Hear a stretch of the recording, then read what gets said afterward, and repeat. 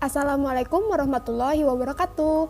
Halo semuanya, kembali lagi bersama saya.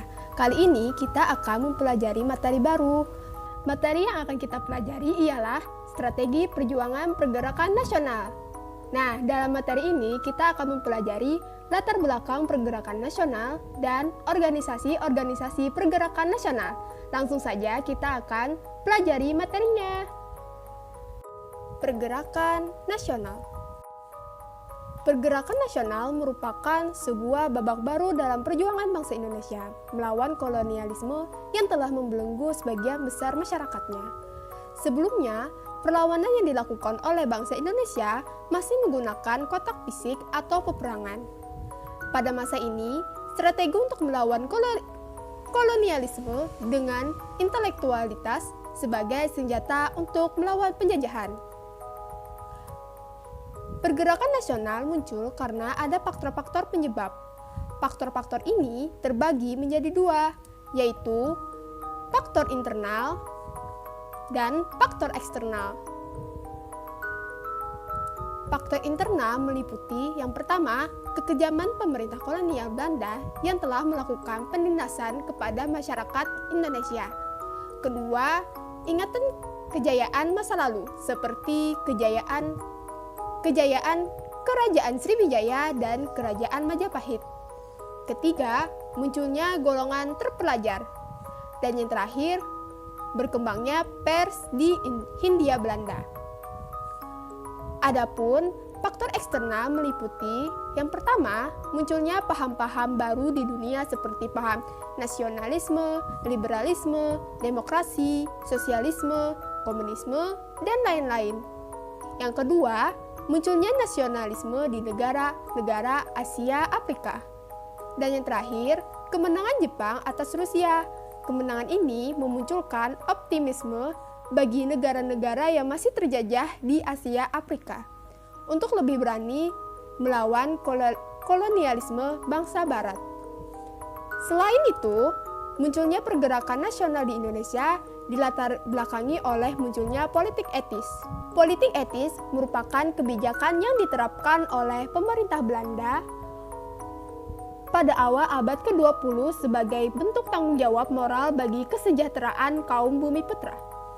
Kebijakan ini tidak lepas dari pemikiran salah satu tokoh humanis Belanda, Konrad Theodor van Deventer. Ia melontarkan kritik tajam melalui sebuah artikel yang berjudul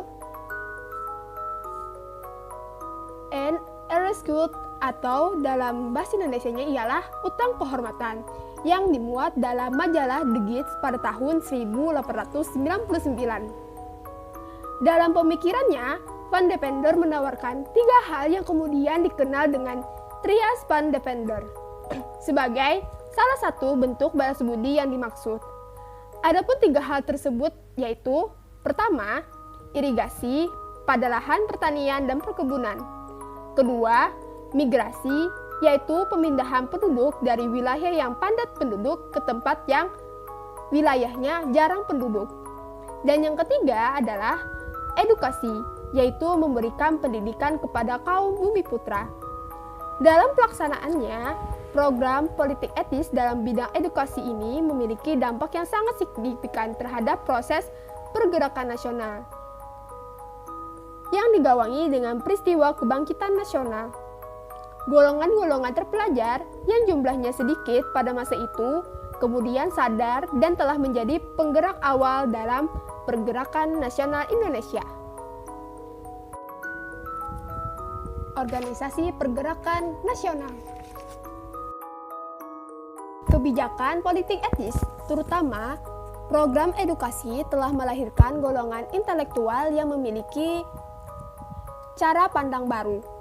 Selain itu, perkembangan pers di Hindia Belanda pada saat itu juga turut membuka wawasan bangsa Indonesia tentang perkembangan dunia. Cara pandang baru ini membawa perubahan bagi bangsa Indonesia. Perlawanan bangsa Indonesia yang masih bersifat kedaerahan dengan mengandalkan perjuangan secara fisik berganti menjadi perjuangan secara organisasi dengan mengedepankan diplomasi. Para intelektual muda ini berjuang melalui organisasi-organisasi pergerakan nasional. Berikut beberapa organisasi-organisasi pada masa pergerakan nasional. Yang pertama, Budi Utomo. Budi Utomo merupakan organisasi modern pertama yang didirikan oleh kaum terpelajar Bumiputra. Organisasi ini didirikan oleh Sutomo dan para pelajar Stopia pada tanggal 20 Mei 1908. Dr. Wahidin Sudirohusodo lah yang menjadi inspirator dari lahirnya organisasi ini. Pada awalnya, corak perjuangan Budi Utomo ini lebih cenderung untuk memajukan pendidikan dan kebudayaan. Oleh karena itu, aktivitas Budi Utomo dianggap tidak berbahaya oleh pemerintah kolonial Belanda. Hingga saat ini, tanggal berdirinya Budi Utomo tersebut diperingati sebagai Hari Kebangkitan Nasional. Yang kedua, Sarekat Islam. Berdirinya Budi Utomo mendorong munculnya organisasi-organisasi pergerakan nasional lainnya. Salah satunya adalah Sarekat Islam. Sarekat Islam merupakan organisasi perkumpulan para pedagang Islam. Sebelum dikenal dengan Sarekat Islam, organisasi ini awalnya bernama Sarekat Dagang Islam. Sarekat Dagang Islam didirikan oleh Kiai Haji Samanhudi di Surakarta pada tanggal 16 Oktober 1905 dengan tujuan awal sebagai tempat menghimpun para pedagang Bumiputra Muslim agar mampu bersaing dengan pedagang-pedagang asing. Organisasi ini berkembang dari tahun ke tahun, sehingga Sarekat Dagang Islam ini berubah menjadi Sarekat Islam di bawah kepemimpinan Hos Cokro Aminoto. Alasan berubah nama organisasi ini adalah untuk memperluas bidang kegiatan organisasi yang awalnya bergerak pada bidang perdagangan. Sarekat Islam ini jelas memiliki tujuan. Beberapa bidang kegiatan yang dijalankan oleh organisasi ini adalah: yang pertama, bidang sosial ekonomi. Dalam bidang ini, Sarekat Islam memberikan bantuan modal bagi anggotanya dan memajukan perdagangan Bumiputra. Dalam bidang keagamaan, Sarekat Islam memajukan kehidupan dan mengembangkan ajaran agama Islam.